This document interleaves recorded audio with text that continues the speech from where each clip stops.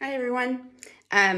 This is Miss Erin. It is Thursday and I have unloaded the kiln today, and I want to let you guys know that our texture stamps all came out. I'm so excited. We did have one casualty, not from any of our classes on Tuesday. It is from either the Monday or the Thursday class. And I was kind of expecting it because of how thick it was and the way it was made, but I'm going to take the opportunity to show it to you, but also show you some of the other ones before you get here next week. So you guys will get to try them out on Tuesday. And they are meant to stay in the class so that we can all use them. And you can, when you see cool ones, we're going to be using them throughout the whole year. So anyways, I wanted to give you guys some of a preview. One of the younger kids made this, which I thought was super, super cool. They made a roller out of rope. So I look forward to seeing that one as you roll it with your hands forward. There's a couple of others. Some from our class. One of my favorites is the smiley face. Not sure, can't remember who made this one, but I got a little bit of clay here. I thought we'd give a little test drive. So just for the sake of the imprint, I'm just gonna mash it on, not try and roll it out. Ready? Oh, that's pretty cool. Whoever made that one, I really, really like. Here's another one. Roll it back up. Ooh, try and get some of the wrinkles gone. This one. Ready?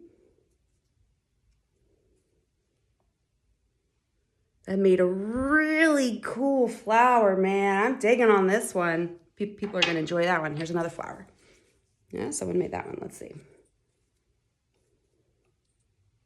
Very cool.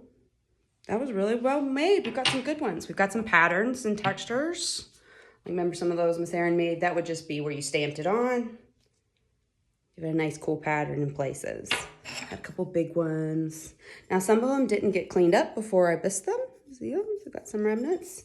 So that does show up sometimes, but you can clean it up. But now that we know that after you see the first set, how well they've worked, you'll be able to adjust any future ones you make. Pretty cool. Now, I do want to take a time and show you the one that exploded. It didn't explode. Well, yes, it did explode. That's the right word. But it did crack into 3 specific pieces that were very, very clean breaks, which means I can repair them. But it did show very clearly where the break came from, which is a perfect opportunity to show it to you guys. So either Monday or Thursday, somebody made this little guy. On one end, it had texture on it. In the very end, it had like a checkerboard comb to it. What happened is, I can see the hole right here. As they're playing with the clay, you go and you use it, you make it, and you mash it back together, and then they've mounded it into and then scratched the top. The problem is when they mashed it back together, one of the folds took a piece of air bubble and popped it right in the middle. And what happened, you can actually see it right here, that indentation right there.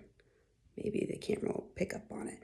Right in there, there's actually a pocket. And when you put it together, you'll see that there is a true gap. What happens is, as the clay, right, it's dried out. If there's an air bubble in here, as the clay is cooking in the kiln, the outside's getting hard and all the water's evaporating out. But if there's an air bubble, right, water evaporates into that pocket, but because the outside keeps getting harder and harder, it presses and presses and presses on that air bubble, and just like what? With diamonds, it goes, and the whole thing pops apart like it did really here. But the cool thing is, this was a really, really good break. So I will be able to repair it. And when it's a clean break like this, the repairs, a lot of times you can't even see it. So not every casualty from the kiln is a bad thing, but yeah, take a look. Nice and clean. I'll have to fix it. But when you take it apart like that, here's the one side. Nice and clean. I don't see any real grooves in that, but there's the groove. See that pocket right there, like a crevice, like little crack and hole. That's where it was. It just caused the whole thing to pop apart. So luckily, nothing else was taken out in the meantime. And sometimes the flaws happen and you don't even know it's gonna happen. My sister made something completely fine. Came out of the kiln like this, looked perfect. The problem is we didn't compress the bottom quite enough. And so the same sort of thing, put stress on either side and just cracked right in the middle. So unfortunately we can't use it for water, but we'll use it for other things. All right, so I really look forward to these guys.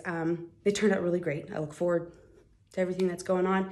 Keep your eye out for textures at home, more things for stamps. We're gonna keep making them throughout the year. You get to try out your name stamp when we come back, see if we put our letters in the right orientation, but like I said, we'll be making more.